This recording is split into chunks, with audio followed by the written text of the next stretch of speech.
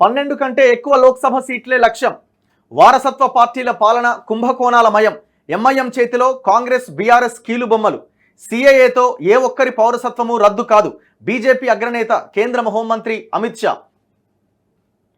విజయం సాధించే వరకు విశ్రమించొద్దని బీజేపీ శ్రేణులకు అగ్రనేత కేంద్ర హోంమంత్రి అమిత్ షా పిలుపునిచ్చారు. రానున్న ఎన్నికల్లో బీజేపీకి మళ్లీ అధికారం దక్కుతుందని ధీమా వ్యక్తం చేశారు. మోదీని మూడోసారి ప్రధానిగా చూడాలని ప్రజలంతా భావిస్తున్నారని తెలిపారు. మహిళలు పెద్ద ఎత్తున మద్దతు తెలుపుతున్నారన్నారు. బీజేపీకి 400 సీట్ల వరకు వస్తాయని చెప్పారు. తెలంగాణలో 12 కంటే ఎక్కువ లోక్సభ స్థానాల్లో గెలుపొందడమే లక్ష్యమన్నారు. కుటుంబ పార్టీలైన కాంగ్రెస్ బీఆర్ఎస్లది అవినీతి చరిత్ర. వారి పాలనంతా కుంభకోణాలమయమని ఆరోపించారు. అవి ఓటు బ్యాంకు రాజకీయాలే చేస్తాయని, బీజేపీ ఎప్పుడూ అలాంటి రాజకీయాలు చేయదని చెప్పారు. పౌరసత్వ సవరణ చట్టం సిఏఏతో దేశంలోని ఏ ఒక్కరి పౌరసత్వం పోదని స్పష్టం చేశారు. ఎందుకు పోతుంది?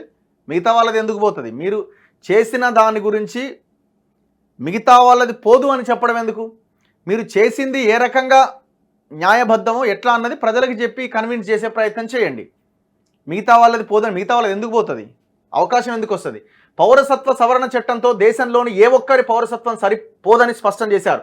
మంగళవారం హైదరాబాద్లోని ఎల్బీ స్టేడియంలో బూత్ కమిటీల అధ్యక్షులతో నిర్వహించిన విజయ సంకల్ప సమ్మేళనంలో సికింద్రాబాద్లోని ఇంపీరియల్ గార్డెన్లో బీజేపీ సోషల్ మీడియా ఇన్ఛార్జీల సమావేశంలో అమిత్ షా ప్రసంగించారు. కాంగ్రెస్ బీఆర్ఎస్ మజ్లీస్ ఒక్కటే అట. ధర్మయుద్ధానికి సిద్ధం కావాలి. విజయ సంకల్ప సమ్మేళనంలో కార్యకర్తలకు కిషన్ రెడ్డి పిలుపు. రాష్ట్రంలో కాంగ్రెస్ రాహుల్ గాంధీ ట్యాక్స్ వసూలు చేస్తోందని విమర్శ. ఇక్కడ కిషన్ రెడ్డి గారు ఆన్సర్ చెప్పాల్సింది ఏంటంటే 12 సీట్లు వస్తాయి అని అమిత్ షా అంటున్నారు, మీరు అంటున్నారు.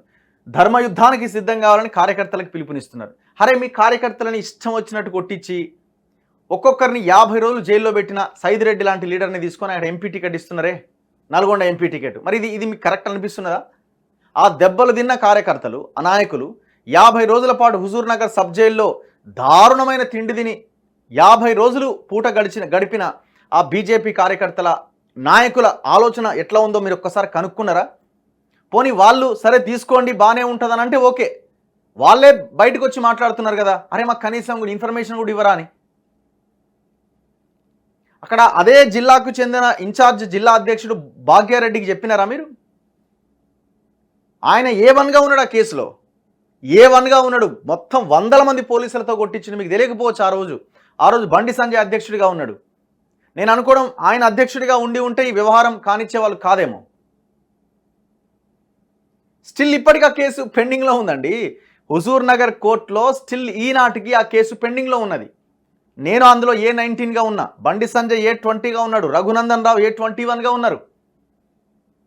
చాలామంది బీజేపీ నాయకులు ఉన్నారు. దెబ్బలు తగిలినాయి. అక్కడ మల్కాజ్గిరి కార్పొరేటర్ శ్రవణ్కి అయితే మొత్తం బట్టలన్నీ జినిగిపోయి దారుణంగా కొట్టినారు ఆయన్ని. పోనీ ఇప్పుడు ఆయన కబ్జా చేయలేదని మీరేమైనా చెప్తారా? ఎందుకంటే ఆ ల్యాండ్స్ గుండనే మొత్తం ఆ కార్యకర్తలు నాయకులంతా నడుచుకుంటూ పోయినారు ఆ రోజు. ఇప్పటికీ స్టిల్ ప్లాంట్, ఒక పవర్ ప్లాంట్ ఏదో ప్లాంట్ పేరుతో అక్కడ దాదాపు ఒక 120 ఎకరాల భూమి ఫెన్సింగ్ వేసి ఉన్నది. అదే భూమి మీద కదా మీరు కొట్లాడింది. ఇంతకంటే దుర్మార్గం ఉంటుందా? సరే, ఇవన్నీ పక్కన పెట్టండి. వీళ్ళకి 12 సీట్లు వచ్చే అవకాశాలు ఎంతవరకు ఉన్నాయన్నది చూద్దాము. ఎందుకంటే ఏ మాటకు ఆ మాట అమిత్ షా చెప్పిన దాంట్లో, బీజేపీ మాట్లాడుతున్న దాంట్లో ఒక వాస్తవము కనబడుతున్నది ఏంటంటే మళ్ళీ కేంద్రంలో బీజేపీని అధికారంలోకి వచ్చే అవకాశం ఉంది. ఇందులో డౌట్ ఏం కనబడట్లేదు. మళ్ళీ వాళ్ళదే అధికారంగా కనబడతా ఉన్నది. బీజేపీని వ్యతిరేకించే శక్తులు కూడా అదే విషయాన్ని చాలా స్పష్టంగా చెప్తున్నారు.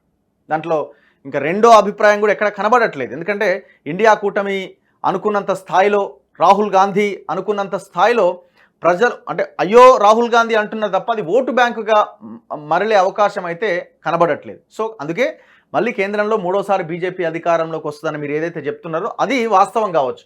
కానీ ఇక్కడ 12 సీట్లు వచ్చే అవకాశం ఉందా? కానీ ఒకటేంటంటే 2019 ఎలక్షన్స్తో పోలిస్తే ఈసారి ఎలక్షన్స్లో బీజేపీ కొన్ని ఓట్ల సంఖ్యని గణనీయంగా పెంచుకునే అవకాశాలే ఎక్కువగా కనబడుతున్నాయి. మొన్నటి అసెంబ్లీ ఎలక్షన్స్లో కూడా వాళ్ళు 1 స్థానం నుంచి 8 స్థానాలకు వచ్చినారు. వాళ్ళ మీద తీవ్రమైన ఆరోపణలు, ఎలిగేషన్స్, కేసీఆర్తో కలిసి ఉన్నారు, ఇట్లాంటి ఎన్నో వచ్చినా 8 సీట్లు సంపాదించినారు. దాదాపు 30-33 లక్షల మంది ఓటర్లు బీజేపీకి ఓటేసినారు. వీళ్ళకు 90 లక్షలు వేసినా వాళ్ళకి 30 లక్షల మంది ఓటేసినారు. సో ఈసారి మరి 12 సీట్లు వచ్చే అవకాశం ఉందా అంటే వాళ్ళకున్న 4 సీట్ల కంటే ఇంకొక 3 సీట్లలో కొంత బలం అంటే టఫ్ ఫైట్ ఉండే అవకాశం కనిపిస్తుంది. ఆ 3 సీట్లు ఏంటంటే మహబూబ్ నగర్ ఒకటి కనబడతా ఉన్నది, మహబూబ్ నగర్ ఒకటి, చేవెళ్ళ ఒకటి, భువనగిరి ఒకటి. ఇక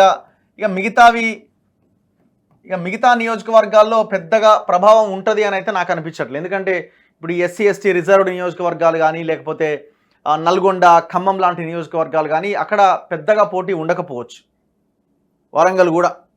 సో ఈ నియోజకవర్గాల్లో ఫైట్ ఏమైనా ఇచ్చే అవకాశం ఉంటే ఉండొచ్చు కానీ గెలిచే అవకాశాలు ఉండకపోవచ్చు. సో వీళ్ళు ఆల్రెడీ ఉన్న 4 ప్లస్ ఈ 3 ఈ 7 నియోజకవర్గాల పైన వీళ్ళు హోప్ పెట్టుకోవచ్చు గెలుస్తామని. సో ఒకటి అటు ఇటు అయినా ఒక 6 స్థానాలకి పరిమితమైన అయ్యే అవకాశం ఉంటుంది. ఇక కరీంనగరు ఇప్పుడు వీళ్ళకి మంచి గన్ షాట్ నియోజకవర్గాలు ఏంటంటే కరీంనగర్ ఒకటి ప్రధానంగా కనిపిస్తూ ఉన్నది, బండి సంజయ్ అక్కడ ఉన్నారు, నిజామాబాద్ ఒకటి ఉన్నది, ఇక్కడ ధర్మపురి అరవింద్ ఉన్నారు, సికింద్రాబాద్ ఒకటి ఉన్నది, ఇక్కడ కాంగ్రెస్ కొంత ఫైట్ ఇవ్వడానికి ప్రయత్నం చేస్తూ ఉన్నది, అండ్ ఆదిలాబాద్ ఇక్కడ మొన్నటి ఎలక్షన్లో 4 ఎమ్మెల్యేలు గెలిచినారు ఇక్కడ. కాకపోతే ఇంకా క్యాండిడేట్ని డిసైడ్ చేయలేదు సిట్టింగ్ అయినప్పటికీ. సోయం బాపురావు మీద అక్కడ ఉన్న స్థానిక ఎమ్మెల్యేలు 4 వ్యతిరేకిస్తున్నారు ఆయన అభ్యర్థిత్వాన్ని. సో ఆయనకి ఇస్తే మాత్రం మేము ఊరుకునే ప్రసక్తి లేదని. సో ఆయన టికెట్ ఆగిపోయింది. అట్లా ఎవరికి నగేష్కి ఇచ్చే అవకాశం ఉందని అంటున్నారు. సో ఈ 4 ప్లస్ ఈ 3 మొత్తం 7 స్థానాల్లో వీళ్ళు కొంత ఫైట్ ఇచ్చి గెలవడానికి అవకాశాలు ఉన్నవి. దాదాపుగా ఇందులో ఒక 4 నుంచి 5 గెలిచే స్థానాలు ఉన్నాయి. ఒకటి అటు ఇటు అయినా ఒక 6 స్థానాలు గెలవచ్చు. సో 12 అన్నది అంత ఈజీ కాదు. 12 అన్నది అంత ఈజీ అంత ఒకవేళ వాళ్ళకి 6-7 స్థానాలు వచ్చినా ఒక పెద్ద ఫిగర్ అనేది చెప్పాలి. ఇక వాళ్ళు ఆగే అవకాశం కూడా ఉండదు. ఒక 6-7 స్థానాలు కూడా వాళ్ళకి వస్తుంది. ఎందుకంటే ఒకవేళ ఆ 4 నుంచి ఒక 6-7 వచ్చినాయి అనుకోండి, ఇంకా వాళ్ళు చెప్పుకోవడానికి కూడా ఉంటుంది. ఎందుకంటే మేము బలపడతా ఉన్నాం, మా ఓటు బ్యాంక్ ఇంత పెరిగింది, భవిష్యత్తులో మాదే అధికారం అని.